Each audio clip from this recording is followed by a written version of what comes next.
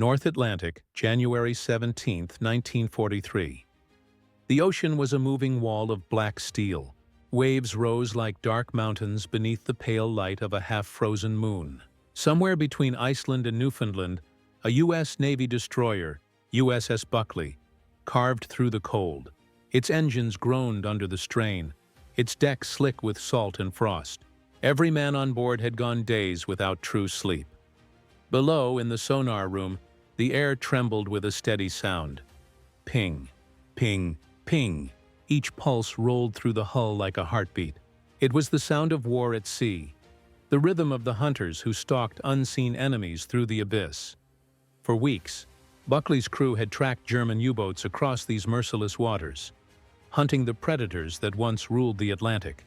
Every sonar echo meant danger. Every blip on the radar meant another enemy waiting below. Then, at 03:17 hours, the rhythm changed. A faint broken signal cut through the static, an unfamiliar pattern, repeating, desperate. It wasn't a threat, it was a distress call, from the very enemy they had sworn to destroy. The sonar operator froze, and in that cold, silent room, one question filled the air. By early 1943, the Battle of the Atlantic had reached its most critical phase. The ocean, stretching from North America to Europe, had become the longest continuous battlefield of World War II. Every convoy that crossed it carried not just fuel, food, and ammunition, but the very lifeline of the Allied war effort. Without those ships, Britain would starve, and the liberation of Europe would never come. The German Kriegsmarine had unleashed its feared weapon, the U-boat wolf packs. Operating in coordinated groups, these submarines hunted in silence, ambushing Allied convoys under cover of darkness. In the winter months, the sea became a graveyard of steel and oil. Entire merchant fleets vanished beneath the waves, swallowed by torpedoes that came without warning.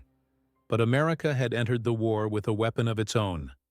Not just destroyers and sonar, but technology and endurance. Shipyards from Maine to California were working around the clock. Convoys were better escorted. Radar grew sharper, and radio intelligence began to pierce through the once impenetrable walls of German communication. By 1943, the balance had started to shift. The hunters were now being hunted. Every U-boat commander knew the growing risk. Each patrol could end without a trace. A steel coffin buried under pressure and silence. And yet amid that technological arms race, the ocean remained deeply human. Men on both sides fought the same cold, breathed the same recycled air, and heard the same heartbeat of sonar pulses echo through the dark. It was in this gray zone, between duty and humanity, that the story of one American commander would take an unexpected turn. The man at the center of this story was Lieutenant Commander Robert A. Lee, captain of the destroyer escort USS Hayter, DE-212, one of dozens of American warships tasked with protecting merchant convoys from U-boat attack.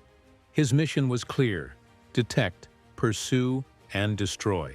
For months, Lee's ship had cut through the icy North Atlantic, its sonar operators trained to hear the faintest echo of danger below. By early spring of 1944, Lee's crew had become seasoned veterans of the unseen war. They had hunted submarines from Newfoundland to the Azores, often without rest, guided only by blips on radar screens and whispers over shortwave radio. Each contact meant life or death for the men aboard the convoy ships they guarded, and for those inside the steel tubes beneath them. But this battle was not just fought with depth charges. It was fought with endurance, nerves, and moral resolve. Every decision carried the weight of unseen lives. The line between enemy and survivor blurred somewhere beneath the waves. That spring, intelligence from Ultra, the Allied code-breaking effort at Bletchley Park, revealed increased U-boat movement near the mid-Atlantic Gap, the region long feared as Black Pit, where air cover could not reach. Convoy HX-278, escorted by Lee's group, was heading straight into it. For the Germans, it was a last desperate gamble. For the Americans, it was another mission in the relentless rhythm of war. But fate rarely obeys strategy. Because one night, in the middle of that gray ocean, Amid static-filled radio silence, a faint signal would break through. Not a coded attack order, not a false contact, but a distress call from the very enemy they were sent to destroy. At first, the transmission seemed impossible. A faint Morse signal breaking through the Atlantic static. Weak, uneven, but unmistakably German. The operator aboard the USS Hayter froze. It wasn't a trick or code. It was the universal signal of distress. SOS, Lieutenant Commander Lee ordered his crew to verify the origin. Bearings aligned, the sonar plotted a fixed location roughly 30 nautical miles northeast. There, deep under the rolling sea, a German U-boat was dying. Intelligence would later confirm it as U-612, a Type 7C submarine, heavily damaged during an earlier air attack by a British Sunderland patrol. It had lost propulsion, was taking on water, and drifting helplessly in the cold. Lee faced a decision no manual had prepared him for. Protocol demanded caution. The Atlantic was filled with deception, false signals used to lure destroyers into ambush. Yet something about the message's tone and repetition felt different. There was no code, no attempt to bait, only desperation, broadcast on open frequency. Through the sonar headphones, the sea itself seemed to hold its breath. American destroyers were hunters by design. Their decks carried racks of depth charges meant to obliterate submarines, not rescue them. But the sound of that SOS, tapping against the static, carried a human rhythm, the rhythm of survival. Lee knew that ignoring it would mean condemning 40 or 50 men to the depths. Answering it, however, could risk his ship and his crew.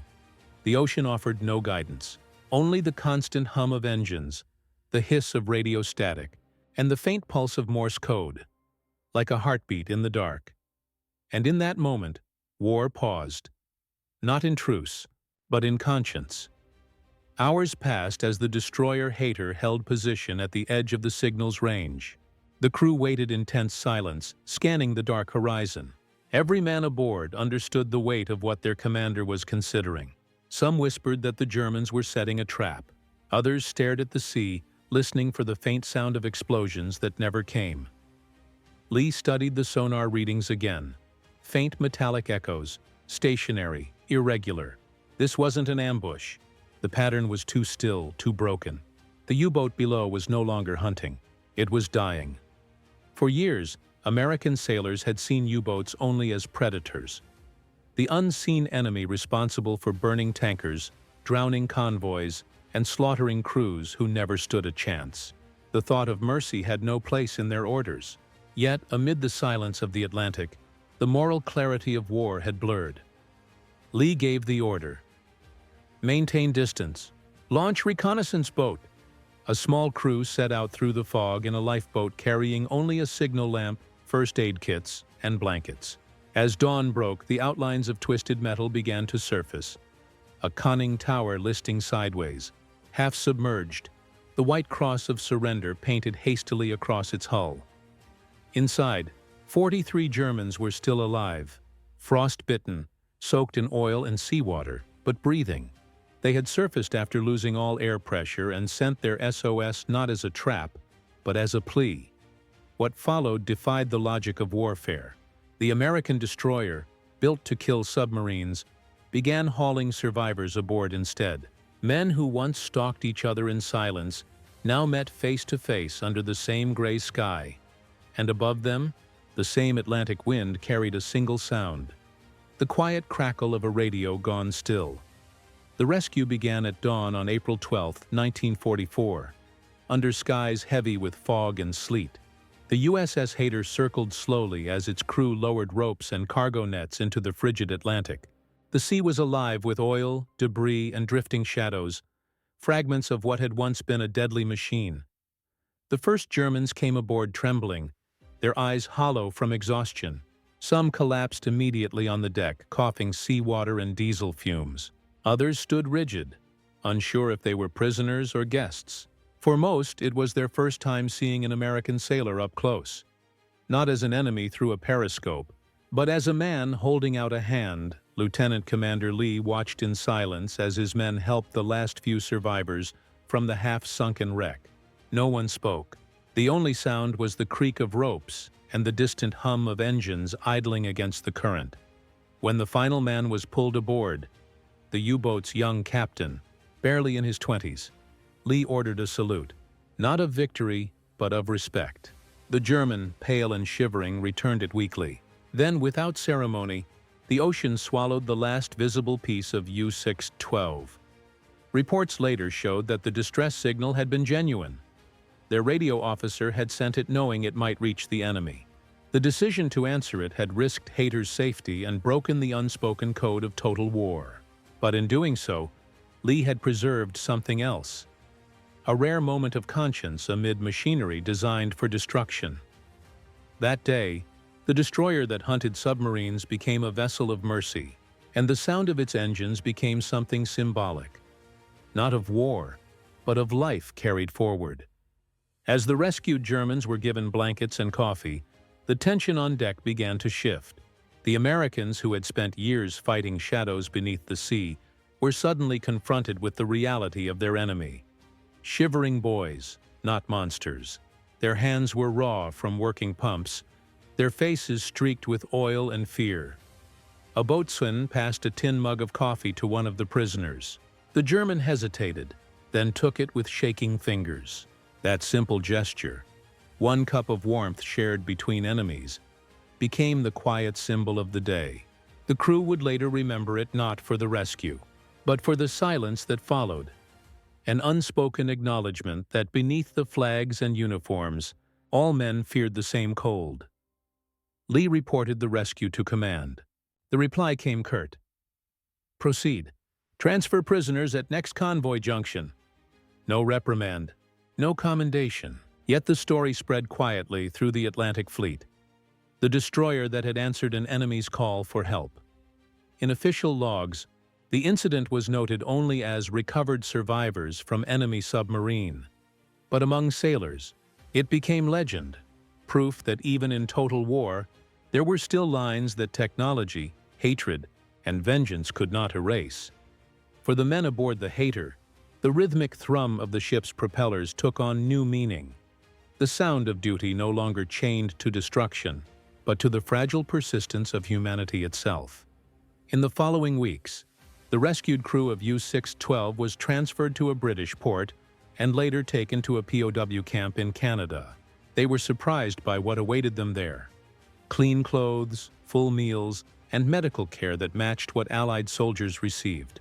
For men raised under Nazi propaganda about Allied cruelty, it was a disorienting revelation. Some of them would later write in diaries that the greatest shock of captivity was not defeat, but kindness. Instead of punishment, they found discipline mixed with dignity. They played soccer, received letters, and even heard music broadcast through the camp loudspeakers. Sounds that reminded them of the world before the war. For the Americans, the rescue changed the way many viewed their own mission. The men of the Hater had seen the face of the enemy not as an abstract target, but as mirror images of themselves, cold, tired, and trying to survive the same merciless sea. Lieutenant Commander Lee never spoke publicly about his decision. His report remained understated, as if the moment belonged not to one man, but to the principle behind it. In later years, when his crew gathered for reunions, they often recalled that night not as a victory, but as the moment the war stopped feeling endless. The Hater returned to convoy duty soon after, engines steady, radar sweeping the waves once more, carrying with it the quiet legacy of mercy in the middle of a war built on destruction. In Berlin, news of the lost submarine reached the Kriegsmarine with little ceremony. Official records listed U-612 as missing, presumed sunk. No mention was made of the American destroyer or the rescue. The U-boat arm, once celebrated as the pride of Germany's naval warfare, was collapsing under the relentless weight of Allied technology, radar, sonar, and long-range aircraft that turned the Atlantic from hunting ground to trap. By late 1944, the German Navy was running out of both fuel and faith. Submarine crews were younger, their training shorter, their missions increasingly hopeless. But among a few surviving U-boat officers, rumors began to circulate. Stories of an American captain who had spared a stranded crew. Some dismissed it as Allied propaganda. Others quietly hoped it was true. For Lee's men, the act of rescue faded into memory, but never into insignificance. The Atlantic War would rage on for another year, and many destroyers would not return home. Yet the hater did, battered, rusted, but intact, carrying the moral weight of what it had done. Decades later, historians would uncover the incident in naval archives, piecing together logbooks, prisoner reports, and decoded signals. The event stood out not for its tactical value, but for its humanity. One man's refusal to let the ocean claim another crew, even an enemy's. It was proof that even in the darkest corridors of mechanized warfare, a single decision could remind the world that compassion was still a weapon stronger than hate. When the guns finally fell silent in 1945, the Atlantic grew quiet once more. The sea that had swallowed thousands of ships now carried only the soft roll of peacetime currents. Yet beneath its surface lay the rusted remains of a war that had tested not just nations, but the boundaries of conscience. For Lieutenant Commander Robert A. Lee, the war ended not with parades or medals, but with a letter, one written decades later by a former German sailor he had rescued from U-612. The letter, translated and yellowed with age, contained only a few lines. "You proved that the ocean can take many things, ships, men, pride, but not mercy." That single sentence echoed the meaning of the war's truest victory. Not in territory, but in humanity. Because when Lee answered that distress call, he did more than save 43 lives. He preserved a fragment of the moral code that total war tried to erase. The symbol of that act, the tin mug of coffee passed between enemies, became more than a story among sailors. It became a reminder that compassion could exist even amid chaos, and that the line between duty and decency was one worth defending. In the long wake of history, the hum of haters' engines fades, but its rhythm lingers, steady, calm, unyielding. It speaks of a moment when the instruments of war were turned, for a breath of time, toward mercy. And so, across the endless Atlantic, where wrecks still rest and currents still whisper through the steel bones of the past, the ocean remembers, not the battle, not the victory, but the choice. When one man heard the voice of his enemy and chose to answer it,